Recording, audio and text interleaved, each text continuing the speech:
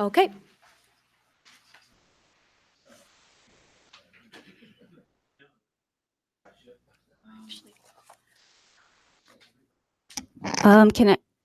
Can everyone hear me?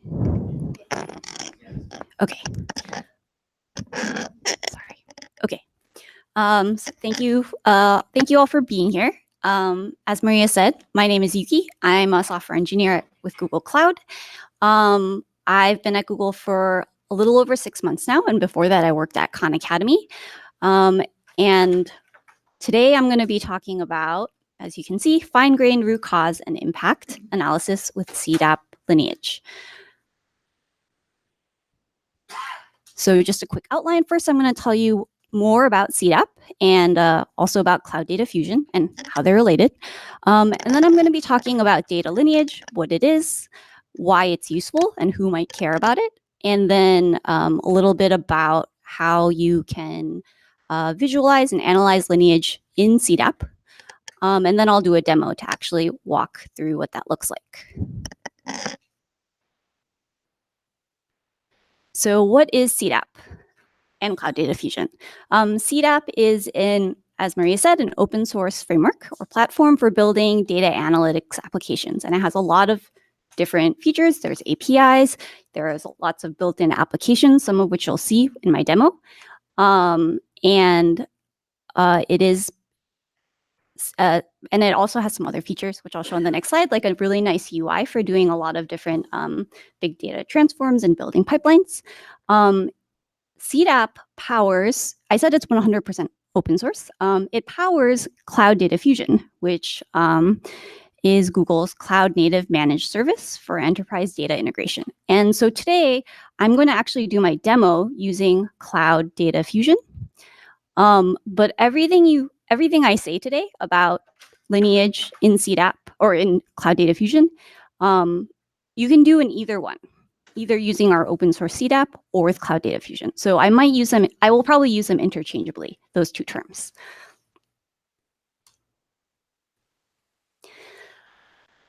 So a little bit more about CDAP and lineage. CDAP has a really nice graphical user interface for doing things such as, this is actually a screenshot of our homepage. And so you can see some of the key user flows that people might use CDAP for, whether it's using the UI or not. And so you can use it to explore, cleanse, and transform data. You can build and run and automate pipelines. And then once you've done one or both of these things, and you have a lot of data that you've pulled in from all sorts of different places, you've done a lot of things to your data, and now you want to see the history of your data, you can perform root cause and impact analysis using the metadata that CDAP that collects for you. So that's that third one right here. So yeah, lineage, a little bit more about it. I said so here it provides traceability. And what that means is it helps you see all of the things that have been done to your data. Where did it come from? What kind of transformations did it undergo? What was it used for? And this is important for a lot of different use cases, like I said. So we'll talk about root cause and impact analysis. But there are also a couple other really important use cases, such as compliance and regulatory reporting. A couple more concrete examples of what these use cases look like. So data lineage can be useful for just exploring your data, especially if you have a lot of it. So you might be a data scientist and you want to find the right data set to use to train your model.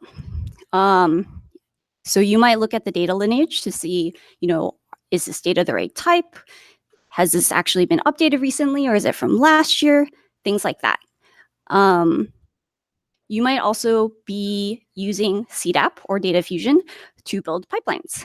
And you're a data engineer, and you're thinking about making a change to one of your data sets. Maybe you're going to update the schema a little bit, change one of the types.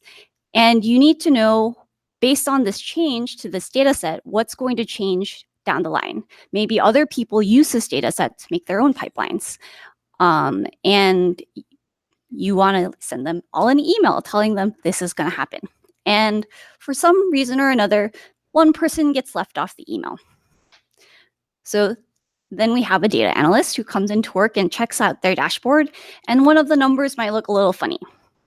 And this number is based on a data set. We're pulling our dashboard from a data set that was produced from multiple pipelines and lots of different transformations in between. And so now the data analyst can use data lineage to try to trace back what happened that might have caused that data issue. So is it the source data originally that's problematic? Did something happen to one of the pipelines in the middle? And they can visualize that using lineage. The other two important use cases, I'm not going to go into quite as much detail about these two today, but they're both pretty important. You can use data lineage to do things such as find specific fields with certain properties, like it might be sensitive data that you have company policies around, and so you want to be able to find all of the PII fields in your different data sets and make sure that they're being used according to your policies. You might also just need to be able to see all of the different transformations that are being done to them, how they're being generated, what they're being used for, also to, say, generate reports.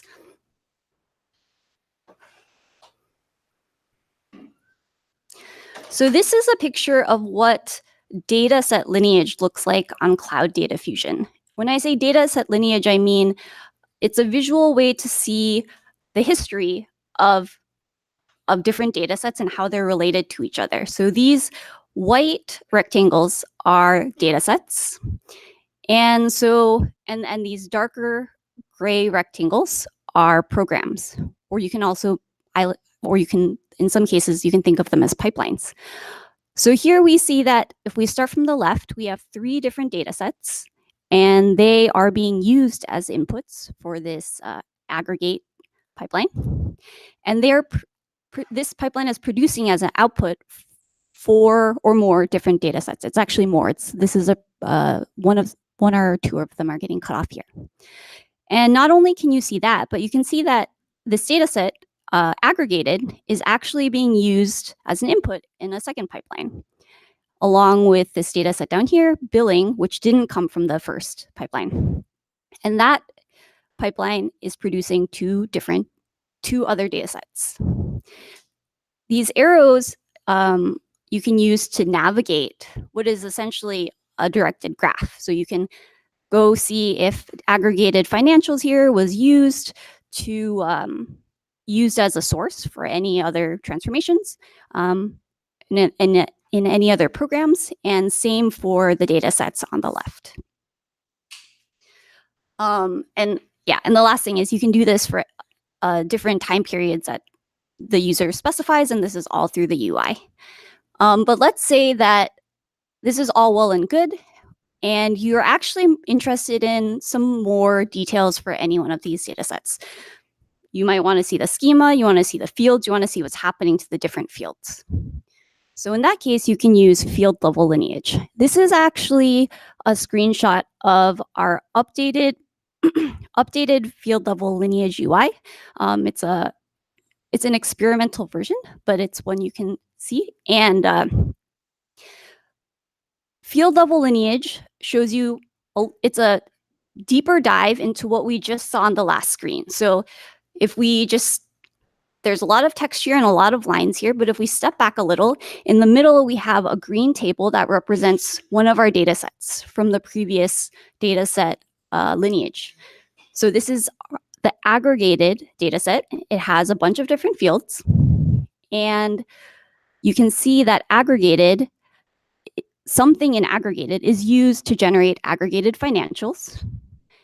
And as inputs to aggregated, we have raw, partner raw, and products. And actually, there's another one underneath. And each of these edges represents a relation, what I would call a relation between the fields. So you can see that here, partner name is a field in aggregated, and it was generated from partner name in the data set partner raw. Furthermore, it was then used later as an input to generate partner name in aggregated financials. And so each of these lines represents a zoomed in version of what you saw in the last screenshot. But this still, you might still want more details, right? Each edge here is a zoomed in version of some of the pipelines we saw before, but you might want to know exactly what's happening in those programs or pipelines. You want to see what actual transformations are being done. And so you can also do that using the UI. So you can see here we're looking at the transformations between the partner raw, so the, I don't know, one of the data sets on the upper left in the last screen, and the middle target data set, GBRI aggregated.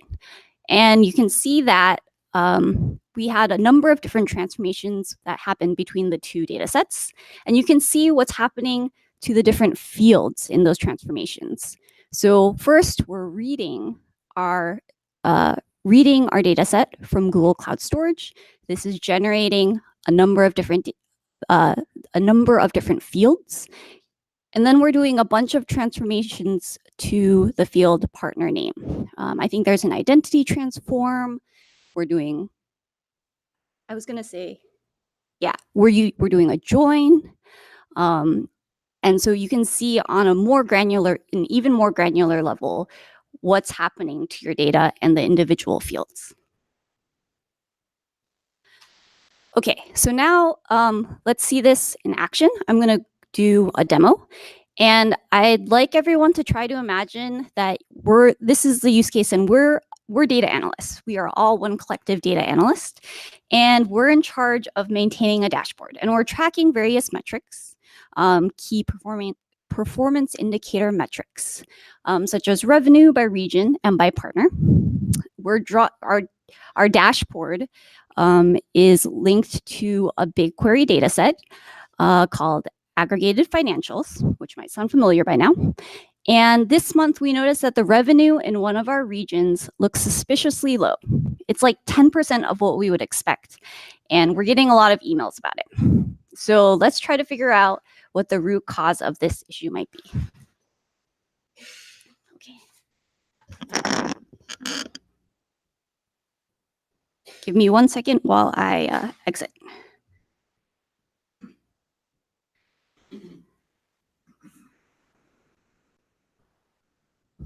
Okay, so in this demo, I'm going to walk through how we're going to use data set lineage and field level lineage to try to answer this question and do this root cause analysis. But before that, I'm actually going to walk through how we would create pipelines in the first place to create that data, that BigQuery data set that we are using to generate our dashboard. So this is the homepage again, and we can take a look at all of the pipelines we have here. This is, I don't know if anyone's having trouble seeing this, but I'll zoom in a little bit. We have two different pipelines that we're using. Should I zoom in more? Is that fine? Okay. We have two different pipelines that we're using to generate our BigQuery table. One is called aggregate, and one is called billing and usage. Let's take a look at what these pipelines actually look like. So this is a partial pipeline for billing. And so this is what it looks like when we're actually making the pipeline. We have our input data sets, which here are aggregated and billing, both of which we're reading from Google Cloud Storage. Each of these data sets are getting some transformations applied to them. And then billing, once it's been cleansed or whatever we need to do to it, it's being written to BigQuery, a BigQuery sync. We are also doing a join of our two data sets after the transformations, and we want to write that to BigQuery as well. So I'm just going to walk through what that looks like. So first, we're going to find our BigQuery sync, and then we can connect it to the join.